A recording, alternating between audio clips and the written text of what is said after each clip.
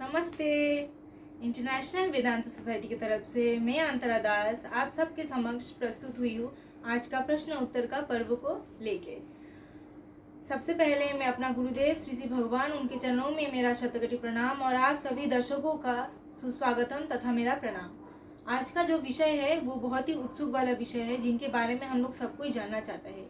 तो पहले बता देते हैं हमारे जो भगवद गीता का जो चर्चा होता है, जो चर्चा हम लोग रोज करते हैं, वो चर्चा देख करके दर्शकों के मन में कई प्रश्न आए हैं।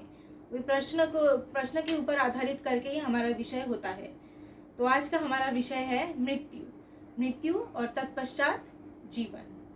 तो पहले हम लोग परिचय करा देते हैं हमारे स्वामी जी, स्वामी प्रबुद्धानंद जी, इंटरनेशनल वेदांत सोसाइटी के महासचिव, जो हमारे प्रश्न का उत्तर को देंगे। स्वामी जी प्रणाम। प्रणाम, आपको भी प्रणाम। स्वामी जी, आज का विषय है मृत्यु तत्पश्चात जीवन। बहुत बड़ा विषय है।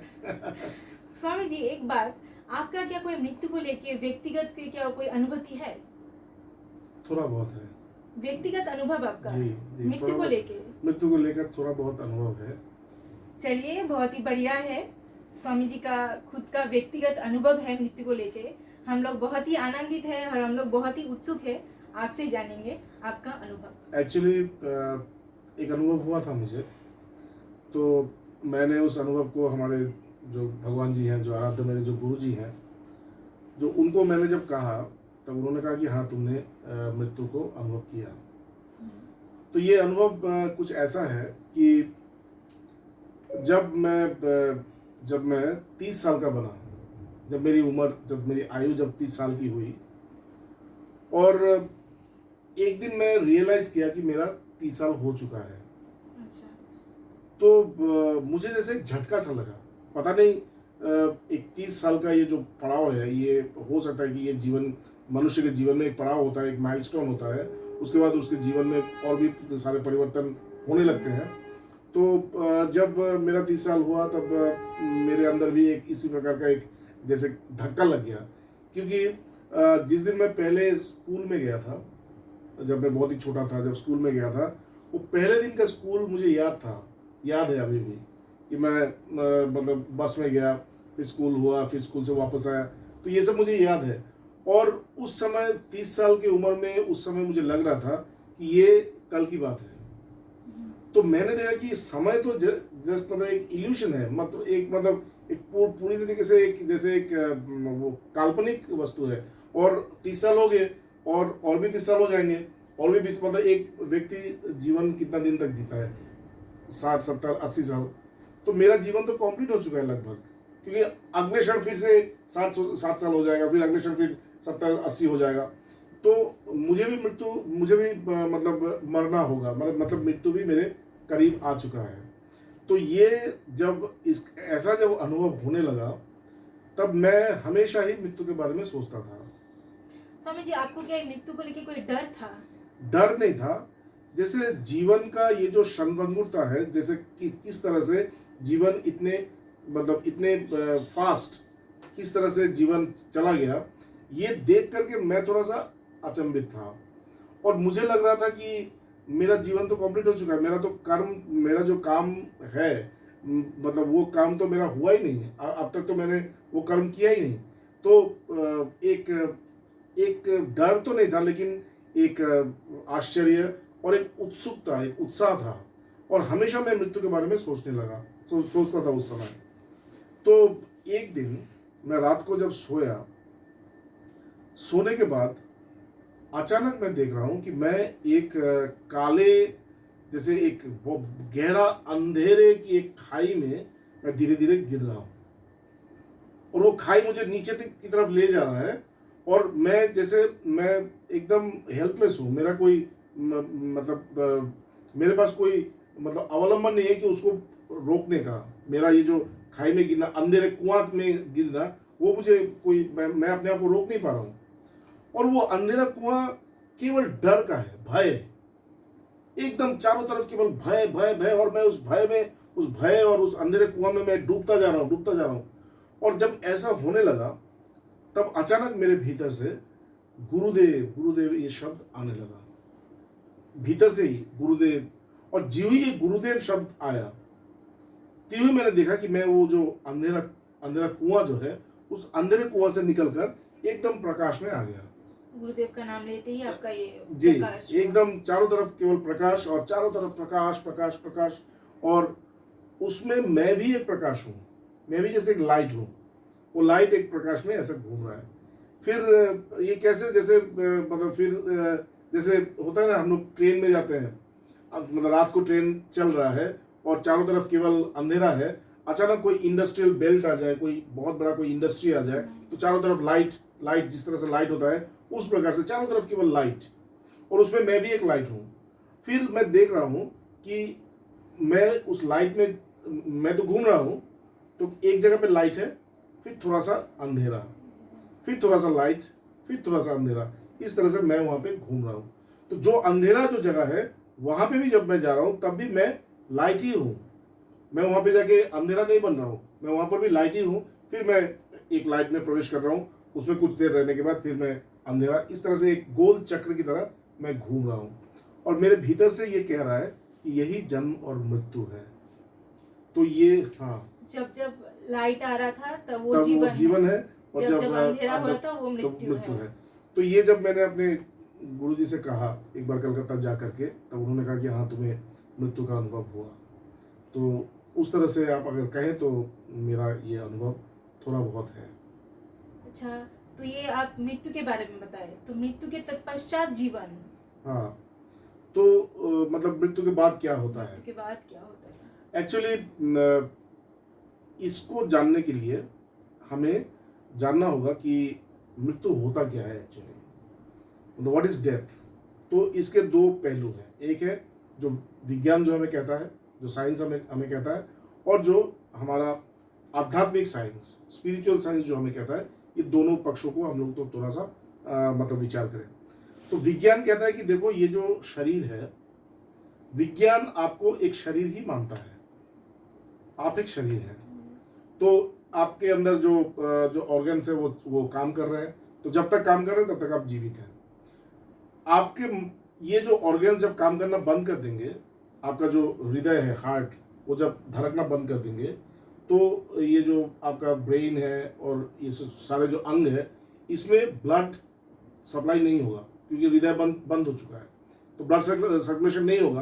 तो जो ही ब्लड सर्कुलेशन बंद होगा तो इन ऑर्गन्स को ब्लड के माध्यम से जो ऑक्सीजन जाती है, ऑक्सीजन जाना बंद हो जाएगा। तो ज्यों ही ऑक्सीजन जाना बंद हो गया, क्योंकि हम भी ऑक्सीजन लेकर ही मतलब जीवित रहते हैं, तो ज्यों ही हमारे अंगों को ऑक्सीजन जाना बंद हो जाएगा, उसी समय हमारा अंग काम करना बंद कर देंगे। तो इसी प्रकार से एक व्यक्ति का शरीर पूर्ण रूप से, मतलब एकदम स्टेट ऑफ कोलैप्स, एकदम एकदम मतलब थम जाता है, वो पूरा शरीर काम करना बंद कर देता है। और जब ये शरीर पूर्णतः काम करना बंद कर देता है, उस समय उसे मृत घोषित किया जाता है। तो ये साइंस की तरफ से मृत्यु है। लेकिन हमारा जो आध्यात्मिक शास्त्र है वो कहता है कि इस शरीर के अंदर एक शरीर ही होता है। ये विज्ञान नहीं कहता, विज्ञान आपको केवल शरीर मानता है। शरीर के अंदर जो खा रहा है, जो पी रहा है, जो भोग रहा है, जो सुख दुख भोग रहा है, वो कौन है, इसके बारे में विज्ञान जानता नहीं है, ना ही उसके बारे में वो चर्चा करता है। लेकिन जो हमारा मतलब जो आध्यात्मिकता है, वेदांत है या उपनिषद है, वेदांत या उपनिषद कहते हैं कि आप शरीर नहीं है, आप शरीर में निवास करने वाले एक आत्मा है या ब्रह्म है। तो कभी कभी इसे जीवात्मा कहते हैं, कभी कभी इसे जीव कहते हैं, कभी कभी इसे भगवत गीता में एक जगह पे जंतु भी कहा गया कि आप जंतु है, मतलब आप इसके अंदर जो जीवित है वही जंतु है। तो ये जीवात्मा या मैं या ज्ञान या जो भी कहें आप, वो एक ही बात है। तो जैसे ब्रह्म, आत्मा, जीवात्मा, हाँ, तो मैं, सत्य, ज्ञान, अनंत, ये सभी एक ही सत्ता को वर्णना करने का विभिन्न नाम मात्र है। तो जैसे जैसे परिदृश्य होता है, जैसे जैसे परिप्रेक्ष्य होता है, उसी परिप्रेक्ष्य में इन शब्दों का मतलब इन शब्दों का व्यवहार होता है। तो जीवन और मृत्यु के समय जब हम लोग बात करेंगे तो हम यहाँ पे जीवात्मा को लेकर बात करते हैं, जो जीव है, जो हमारे अंदर जो लिविंग बीइंग है, वो ये शरीर नहीं है, शरीर के अंदर एक और लिविंग बीइंग है, तो वो इस शरीर से चला जाता है। तो जैसे हमारे भगवत गीता में एक जगह पे उन्होंने कहा, भगवान कृष्ण ने कहा कि वासांसी जीर्णानी जता दिया है, नवानि गृह्णाति नरोपराणि तथा शरीरानि विहाय जीर्णानि अन्यानि संज्ञाति नवानि देहि। ये मृत्यु का परिभाषा भगवान कृष्ण भगवत गीता के माध्यम से हमें दे रहे हैं। वो क्या कह रहे हैं कि जिस प्रकार से हमारा हमारा जो जो जो वस्त्र है, जब ये वस्त्र पुराने हो जाते हैं, जीर्ण हो जाते हैं, तो हम क्या करते हैं, इन वस्त्रों का त्याग करते हैं, त्याग करके नए वस्त्रों को धारण करते हैं। उसी प्रकार से ये जो आत्मा या जीवात्मा, जब ये शरीर उनका एक वस्त्र है, या जैसे कहते हैं कि ये शरीर एक 9 द्वारों वाला एक शहर है। नवद्वार द्वारे पूरी, मतलब ये 9 द्वार का एक पूर है, एक शहर है। इसमें आत्मा का निवास होता है। 9 द्वार मतलब 9 छिद्र है शरीर में। उन 9 छिद्रों से मैं इस संसार, बाहरी जो संसार है, इस बाहरी संसार के साथ मैं कम्युनिकेट कर सकता हूँ, मैं बातचीत कर सकता हूँ, मैं इसके साथ संपर्क स्थापन कर सकता हूँ, मैं सुन सकता हूँ, मैं बोल सकता हूँ, मैं देख सकता हूँ, मैं सूंघ सकता हूँ, मैं फील कर सकता हूँ। तो इस प्रकार से इन बाहरी जो बाहरी जो संसार है, उसके साथ जो संपर्क में आने वाला ये 9 छिद्र होता है। तो इन 9 छिद्रों का एक शरीर में हम रहते हैं। ये हम कौन है? ये हमें जीवात्मा। तो जब ये शरीर धीरे धीरे, मतलब जैसे ये शरीर धीरे धीरे वृद्ध होता है, उस शरीर में उस आत्मा को धारण करने का और वो नहीं रहता, और मतलब उसमें और कैपेसिटी नहीं रहता। वो शरीर उससे धारण नहीं, शरीर उस आत्मा को धारण कर नहीं पा रहा है। तब क्या होता है, आत्मा उस शरीर को त्याग करके दूसरे शरीर में प्रवेश करते हैं। जिस प्रकार से हम लोग अपने पुराने कपड़ों को छोड़ करके नए कपड़ों को धारण करते हैं, उसी प्रकार से आत्मा भी अपने एक शरीर को त्याग करके दूसरे शरीर को धारण करते हैं। तो ये जो मृत्यु है, इस मृत्यु को भी एक जगह पे भगवान कृष्ण ने मतलब देहांतर के रूप में कहा। देहांतर मतलब एक शरीर से दूसरे शरीर में गमन। जैसे स्थानांतर, हम लोग कहते हैं ना, स्थानांतर। स्थानांतर मतलब एक स्थान से दूसरे स्थान पर जाने को स्थानांतर कहते हैं। देशांतर, मैं इस देश में था, मैं उस देश में चला गया, तो ये क्या है, देशांतर। उसी प्रकार से देहांतर, मैं इस देह में हूं और मैं दूसरे देह में चला जाता हूं। तो यहाँ पे भगवान कृष्ण का एक और बात है कि ये देहिनो अस्मिन यथा देहे कौमारम जौवनम जरा तथा देहांतर प्राप्ति धीरस्तत्र न मुच्यति। बोले ये जो शरीर है, इस शरीर में परिवर्तन होती है। इस शरीर जन्म होता है, ये किशोर अवस्था को प्राप्त करता है, युवा होता है, ये धीरे धीरे ये वृद्ध होता है, इसमें जीर्णता आती है और ये एक समय मृत्यु को प्राप्त करता है। लेकिन इस शरीर के अंदर जो शरीरी है, उसमें कोई परिवर्तन नहीं हो रहा है। जैसे कि आप बताए थे कि उन शरीरी का कोई मृत्यु नहीं है, मृत्यु नहीं होता, मृत्यु भी नहीं है, उसमें कोई परिवर्तन भी नहीं है। वो क्या कर रहे हैं, देहांतर प्राप्ति, जिसको हम मृत्यु कह रहे हैं, ये मृत्यु उसके लिए देहांतर है, मतलब एक शरीर से दूसरे शरीर में गमन। तो ये जो जन्म और मृत्यु, ये जन्म और मृत्यु यहाँ पे हमारे यहाँ पे जो वेदांत जिस प्रकार से इसकी वर्णना करते हैं कि तुम्हें जन्म और मृत्यु एक चक्र है, इस चक्र में आपको जाना होगा। जिस प्रकार से जन्म, जब जीवित रहना भी, जिस प्रकार से आपका एक संसार होता है, आप एक संसार में जी रहे हैं, एक जीवित रहना हम लोग इस संसार में, उसी प्रकार से जब आप मृत्यु हो जाता है आपको, तो आप एक नए प्रकार के जगत में प्रवेश करते हैं। जिस जगत में, जैसे इस जगत में, ये जो जगत है, ये जगत है मतलब इंद्रिय ग्राह्य जगत। ये जो संसार है, इस संसार में हम कुछ भी करें, हमें इंद्रियों की आवश्यकता पड़ती है।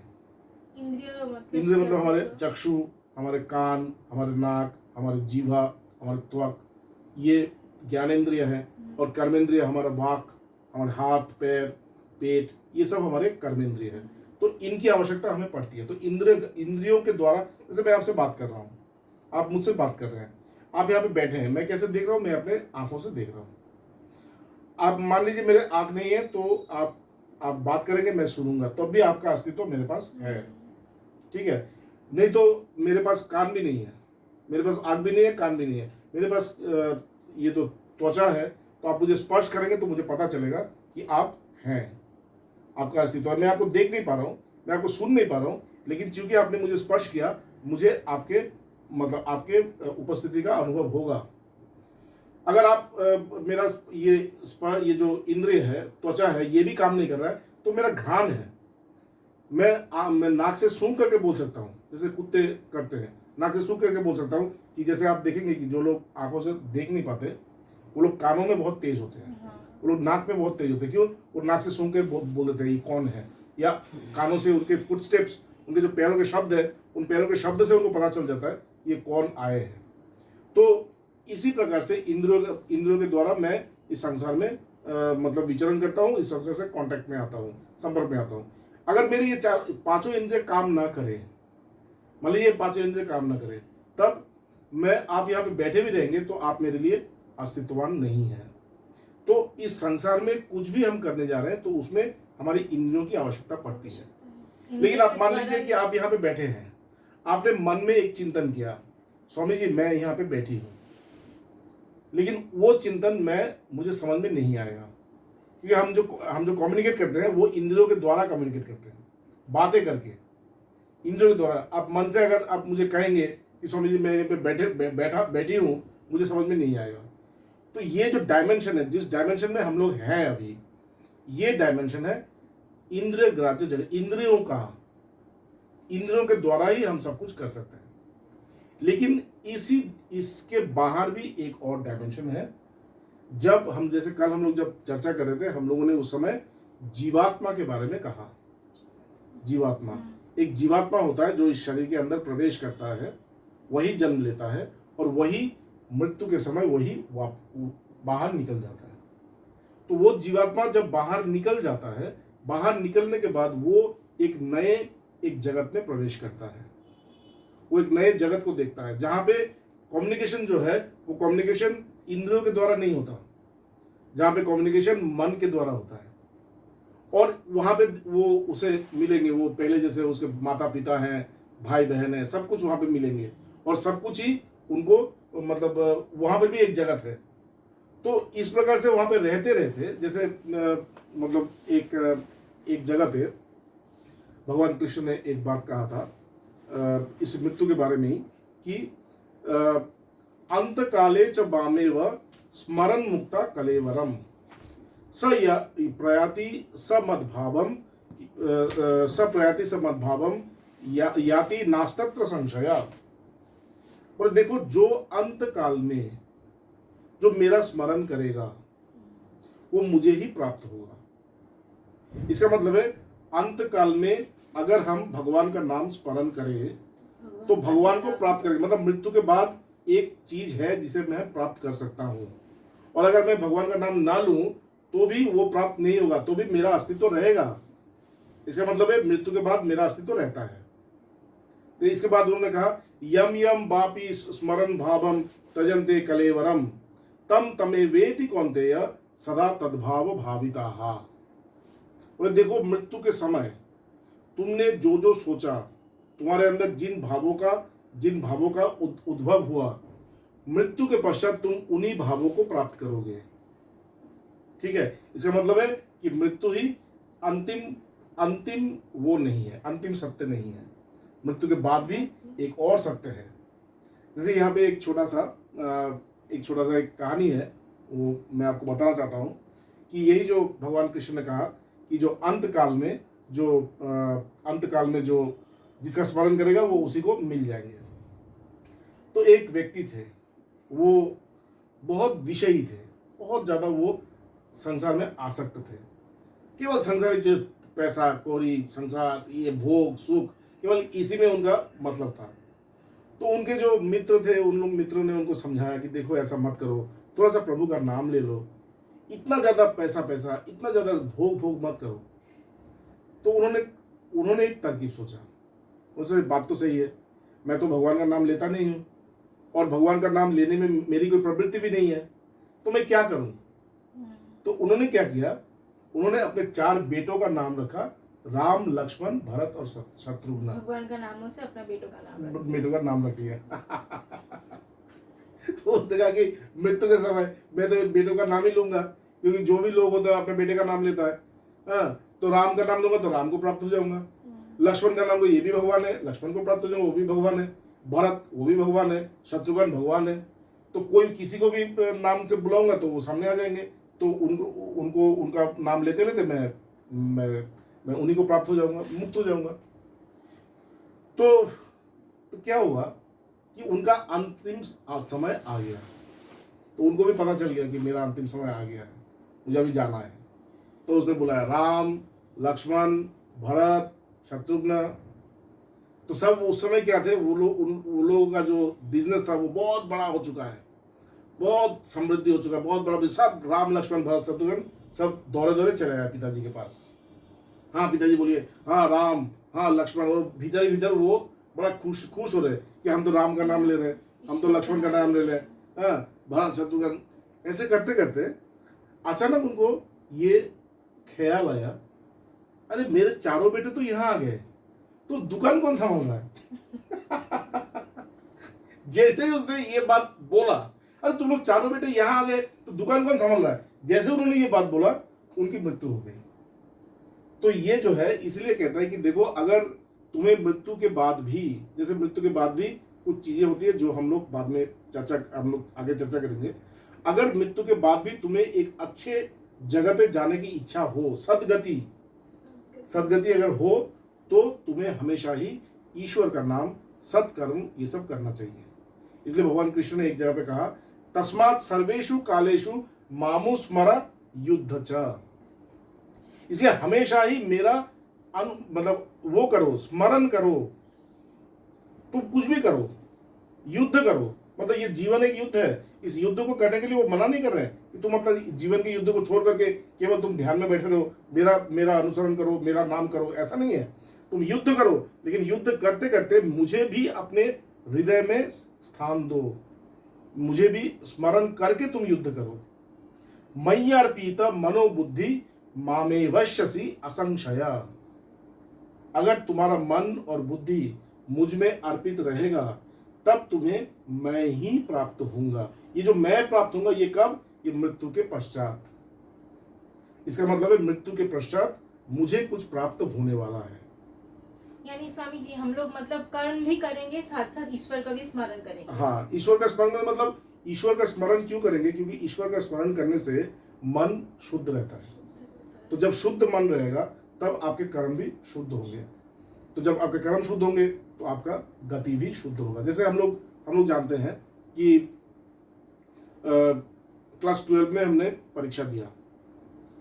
क्लास 12 में मेरा जो रिजल्ट आया, वही रिजल्ट मुझे या तो इंजीनियरिंग में जाने के लिए मुझे सहायता करेगा, या मैं डॉक्टरी में जाऊंगा, या मैं कोई और उच्च कोई टेक्निकल इंस्टीट्यूट ज्वाइन करूंगा अगर मेरा नंबर अच्छे हैं तो।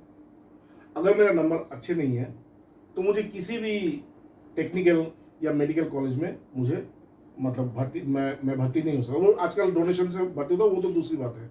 लेकिन अगर मेरिट से बात किया जाए, अगर आपने अच्छा नंबर नहीं लाया, अगर आपके रिजल्ट्स अच्छे नहीं है, तो आप उन एग्जाम्स में आप बैठ ही नहीं सकते। तो ये जो नंबर क्या है, ये नंबर है आपने जीवन भर क्या कर्म किया। अगर आपने अच्छी तरीके से पढ़ाई किया है तो आपको अच्छे नंबर मिलेंगे। अच्छे नंबर मिलेंगे तो आपके जो भविष्य है उसमें भी आपको अच्छे स्कूल्स, कॉलेजेस में आपका आप वहाँ पे दाखिल हो सकेंगे, और वहाँ से आपका जीवन और भी बेहतर होता जाएगा। लेकिन अगर आपने पढ़ाई में ठीक से पढ़ाई नहीं किया तो ये जो जगह है ये सब बंद हो जाएंगे, ये सब बंद हो जाएंगे। आपको किसी मीडियोकर स्कूल में, किसी मीडियोकर कॉलेज में जाना होगा। फिर जैसे होता है, जिस तरह से जीवन होता है, वैसे उसी प्रकार से जिस प्रकार की कर्म हम लोग करते हैं, जैसा कर्म, अगर सत्कर्म किए तो मृत्यु के बाद हमारी सदगति होगी। सदगति मतलब जैसे हमने कहा कि मनोजगत होता है, एक मन का एक जगत होता है, ये जहाँ पे हम मन के द्वारा हम मतलब कम्युनिकेट कर सकते हैं। वहाँ पे हम देखेंगे कि हमारे माँ हैं, बाबा है, सब लोग हैं, हमारे दोस्त हैं, बड़े बड़े साधक हैं।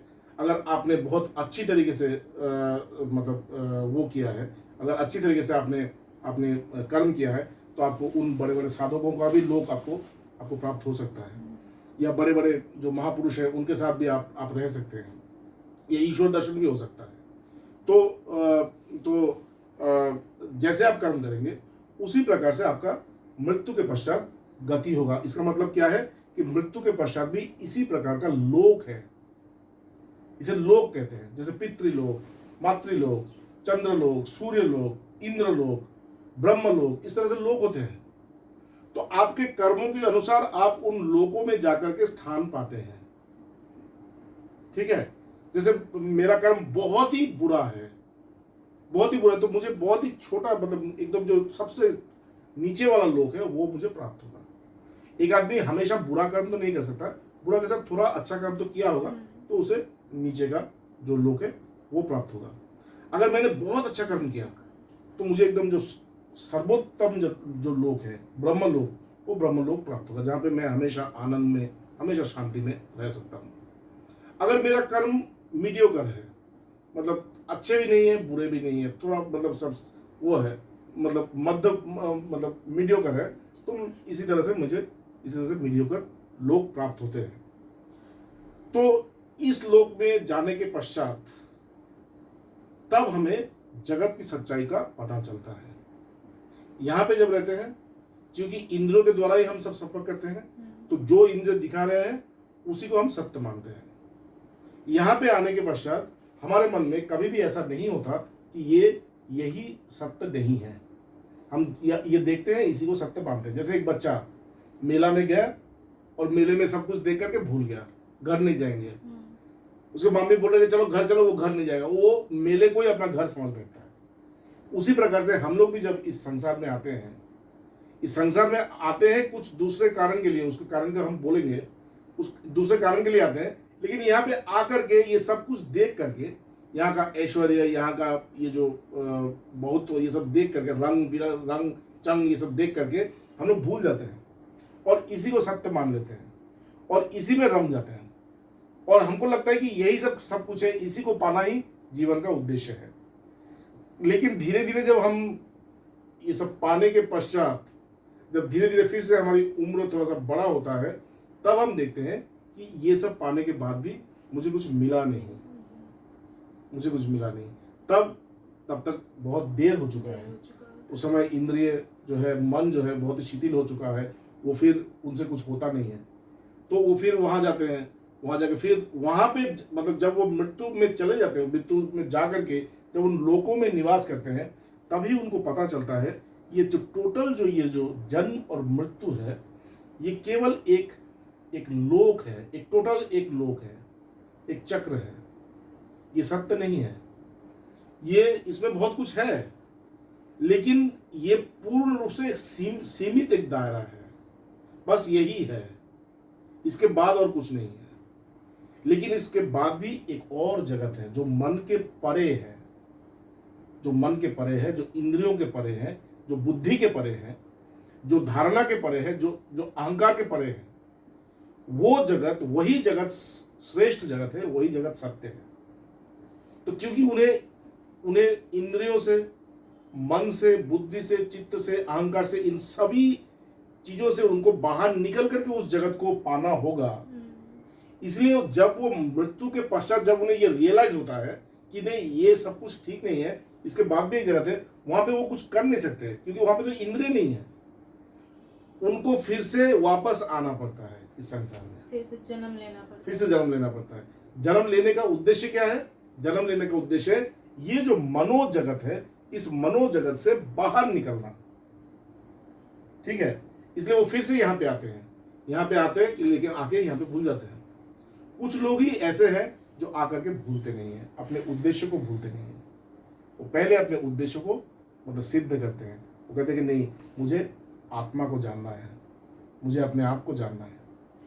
जो लोग मतलब आत्मा को जान लेते हैं, उद्देश्य को मतलब प्राप्त कर लेते हैं, उनका दोबारा जन्म नहीं होता। नहीं, उनका दोबारा इसलिए जन्म नहीं होता क्योंकि वो ये जो चक्र है, इस चक्र को मतलब अतिक्रमण करके वो चले जाते हैं, तभी उसे मुक्ति, मतलब तभी वो मुक्त हो जाता है। उस परम स्थान को जब तक नहीं जानेंगे तब तक हम लोग को इसी चक्र में रहना पड़ेगा, जन्म मृत्यु का चक्र। गीता में एक जगह पे है, यद्गत्वा न निवर्तन्ते तद धाम परमम मम। और जहाँ जाने के बाद वो वापस नहीं आता, वो जब वापस नहीं आता, वही मेरा परम धाम है। तो मतलब ये जो व्यक्ति जब इन सभी चीज़ों को से परे जाकर उस लोक को प्राप्त करता है, वहाँ पे जाकर वो वापस नहीं आता। क्यों नहीं आता? तब उसे पता चलता है कि वो वही मेरा असली स्वरूप है, वही मेरा असली जगह है। तो ये है जन्म और मृत्यु का रहस्य। इसलिए डरिए मत। मतलब मृत्यु कोई मतलब डरने वाली चीज़ नहीं है। मृत्यु भी एक अवस्था है। लोग कहते हैं कि मृत्यु में बहुत कष्ट होता है, ये होता है, लेकिन ये भी अगर आप मृत्यु को अगर सहजता से लेंगे, ये भी मेरे जीवन का ये भी मेरे जीवन का एक अवस्था मात्र है।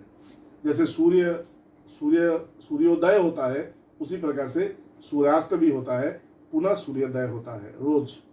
उसी प्रकार से जन्म, जैसे हमारे गीता में कहा गया है कि जातस्य ही ध्रुवो मृत्यु ध्रुवम जन्म मृतस्य च तस्मात् अपरिहार्येते न तम सोचितुम अर्हसि।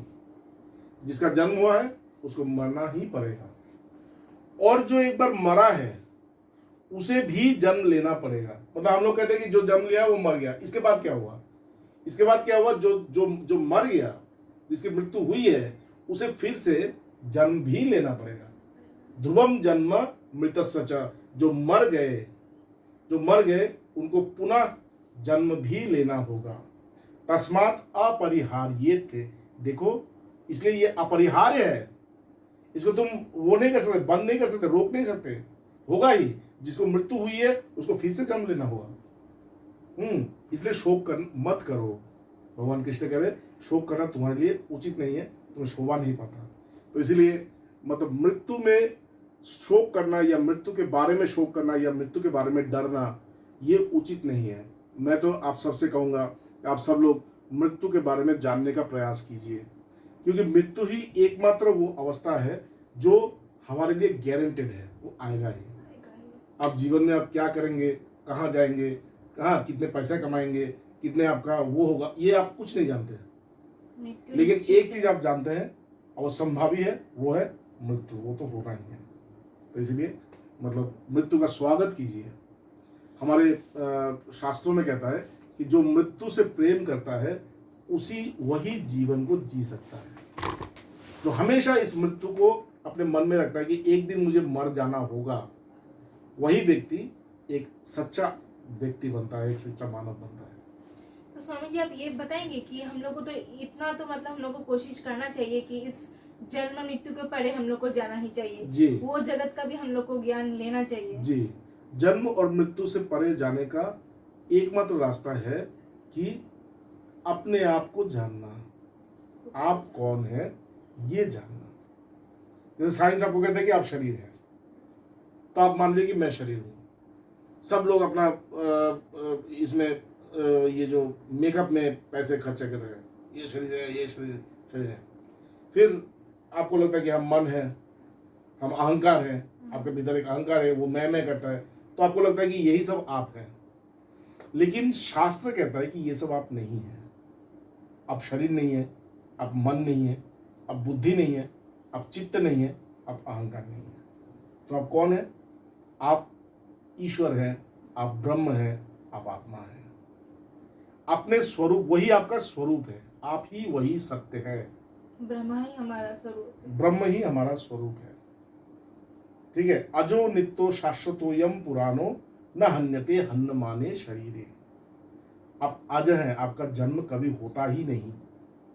आप नित्य है, आपका कभी मृत्यु भी नहीं होता। शाश्वत, आप क्षयहीन हैं, आप अक्षय हैं।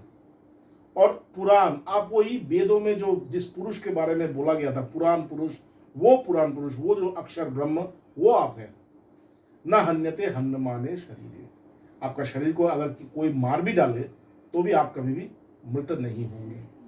और अंतिम जो वो है, वो हमारे उपनिषद ने कहा है कि वेदाहमेतम पुरुषम महंतम आदित्य वर्ण तमसो परस्तात् तमेव विदित्वाति मृत्युमेति नन्द पंथा विद्यते हयनाय। तो मैं, उपनिषद के ऋषि कह रहे हैं कि मैंने उनको जाना है, वो जो पुरुष है। ये पुरुष कौन है? ये वो स्वयं के बारे में बोल रहा है।